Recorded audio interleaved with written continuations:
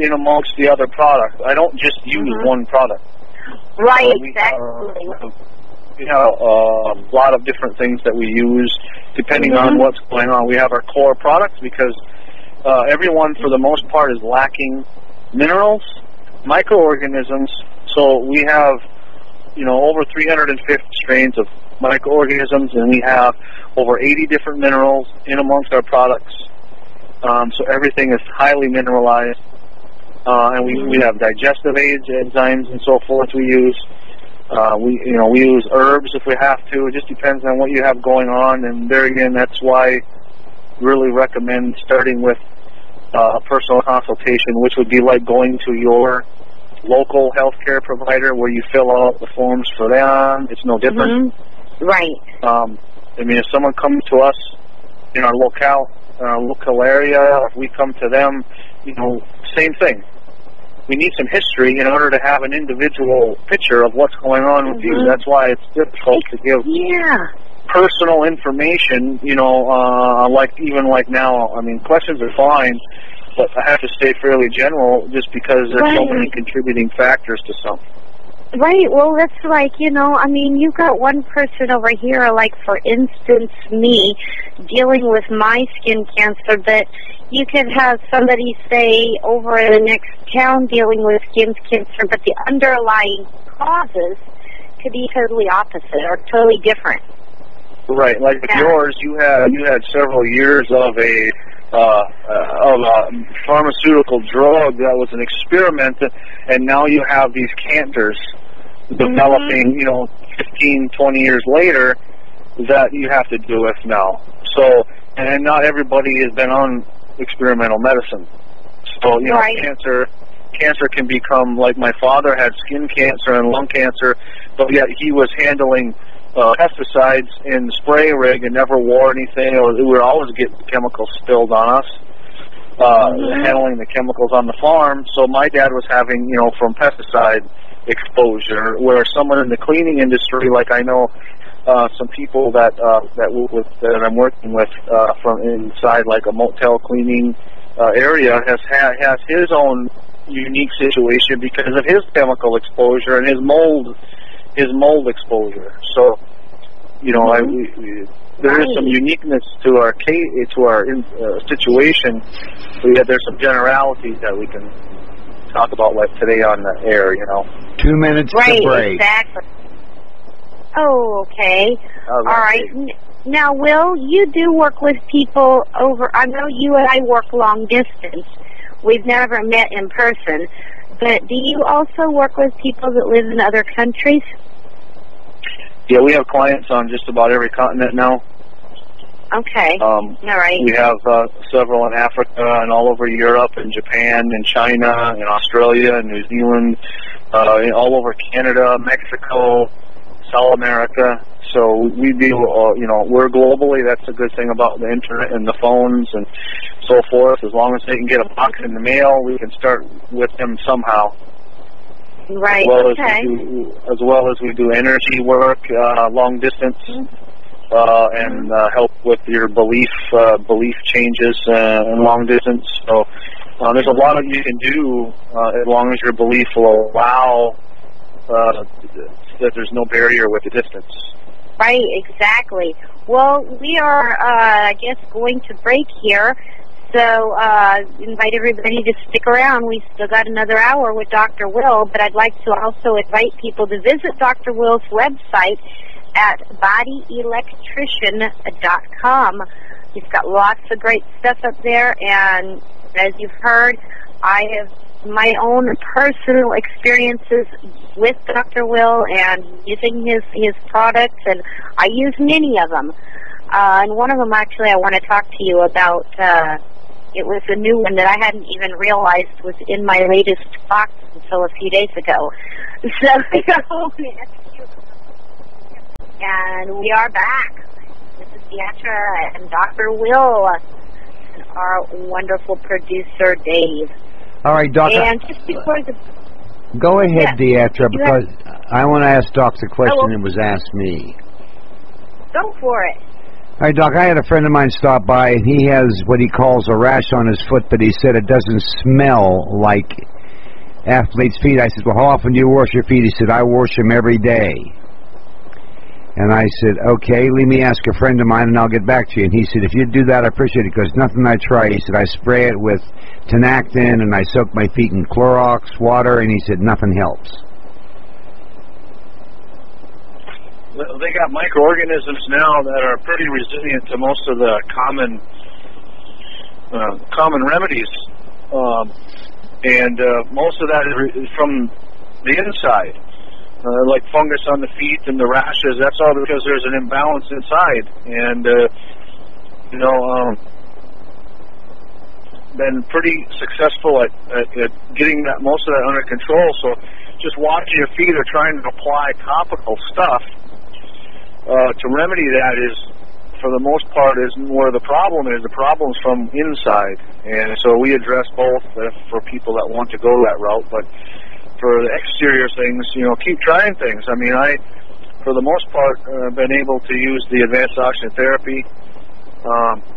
That'll knock that usually right down. If that doesn't work, I have another product called Microsol, which most of my product site is down now, so it'll be back up here hopefully in the next month. But Microsol is a microorganism combination that you can spray on topically. It kills mold, all kinds of foot funguses, different microorganisms in the environment. You can use it topically on wounds to help it heal.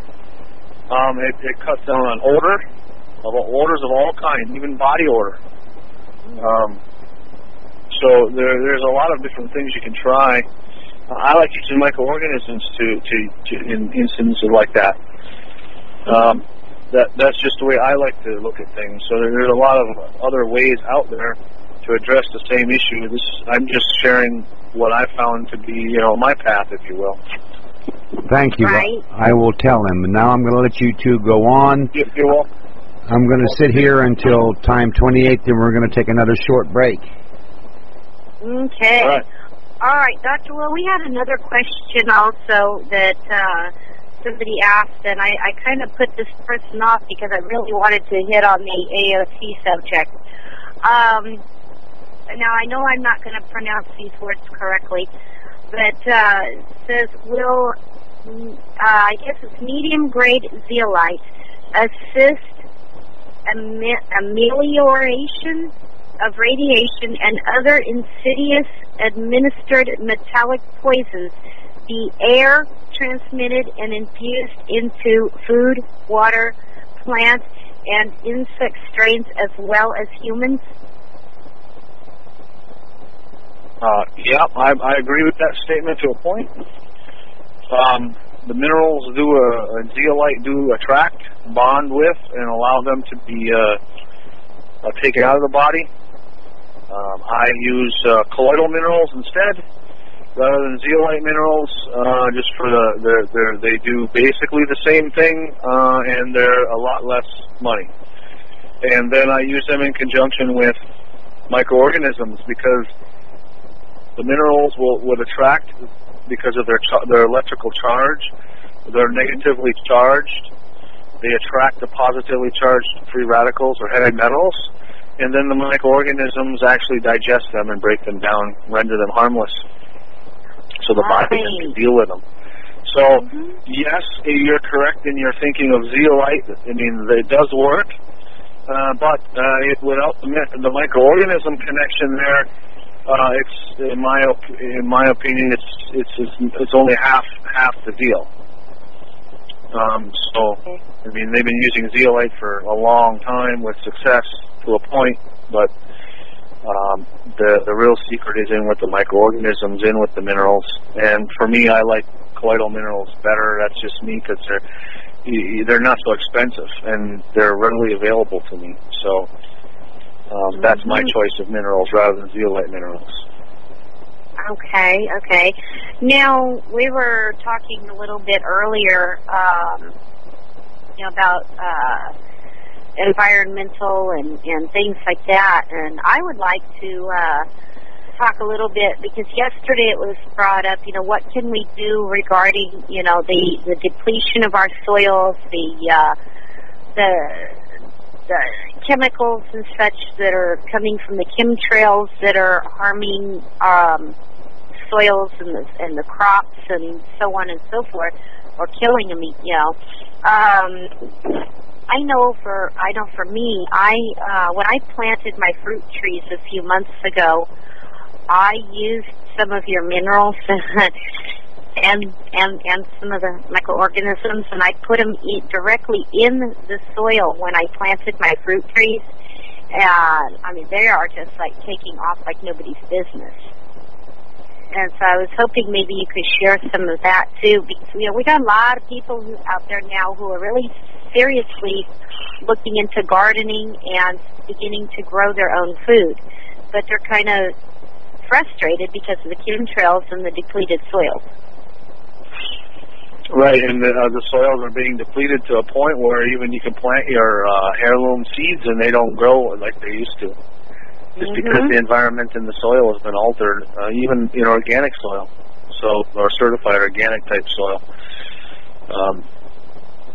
And there again, if you watch the movie What in the World Are They Spraying, Mr. Mangle explains what the metals are doing to the soil. They're altering the pH, and when you alter the pH in the soil, you're killing off the natural microorganisms that live there when you change the pH parameters. And therefore, the soil, the immunity of the tree is in the soil, around the root zone and the root hairs. And it's just like our body; we have the same process going on, where 80% of our immunity is in our GI tract, which is where our villi are, which are doing basically the same job as the root hairs are underneath the plant in the ground. So when you take out the microorganism population, the immune system goes down, whether you're a tree or a human or a mammal. The same thing's going on. And so now we're seeing epidemic on the west coast, western United States, of these beetles and these pestilence like crazy. As the soils get out of balance, the immune system of the trees and plants get diminished, the pests are starting to be crazy. And, the powers that the cabal that runs the country right now, their answer is more chemicals. Of course. They're spraying, like crop spraying forests right now, pesticides to cut down on the pests, which is causing more of an imbalance in the soil to cause more ill health to the plants. Yeah. Right. It's the same thing going on with people. Right. Well, last year I caught them actually coming up into my garden and spraying. We talked about that before. Yeah, and I'm in the country. I am way out in the sticks, and actually at 1:15 in the morning, I saw their truck coming up my drive. I guess they didn't expect me to be watching TV in the living room and talking to a friend on the phone. But I saw those lights come up the drive, and I hightailed it out the door just in time to see them speeding back down my driveway and hitting my neighbor's yard. Did you have a gun? I didn't at the time. I do now. Part of the reason I got one. But I caught them red-handed, and people still don't believe it. But my neighbors lost their gardens. As soon as I saw what had happened, I was out here between 4 and 6 hours doing nothing more than spraying the heck out of my garden with water and making sure I hit every plant, every leaf, and just continued. Granted, I had one heck of a water bill, but I still had a garden. And then here, about a week and a half ago, I was sitting out in my patio, and I saw the spray truck coming down the road and spraying on the opposite side of the road. So I moved my chair out to the front of the property, waiting for him to come back down my side of the road, and dared him to spray me with that stuff. They went right past my property, but they hit my neighbors. If more people would be more proactive, you can cause them to rethink their agenda. Well, I wasn't about to let them. All it takes is a few voices. Exactly. Well, I wasn't about to let them